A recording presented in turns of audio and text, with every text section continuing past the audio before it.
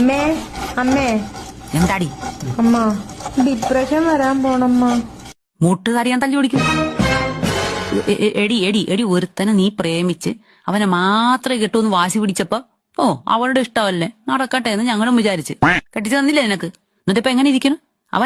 അവൻ നിന്നെ ഇവിടെ ആക്കിട്ട് പോയാ? അവള് പുതിയൊരുത്തനെ എഴുന്നള്ളിച്ചോണ്ട് വന്നേക്കാണ്. അമ്മ ഇത് ഡിപ്രഷൻ ആണമ്മ.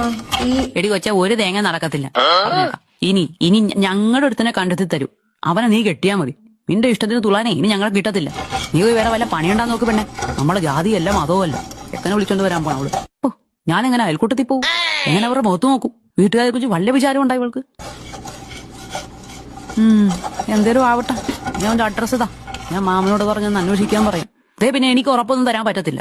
നല്ല കുടുംബവും വിദ്യാഭ്യാസവും സാമ്പത്തികവും ഒക്കെ ഉള്ളവനാണെന്ന് നോക്കട്ടെ.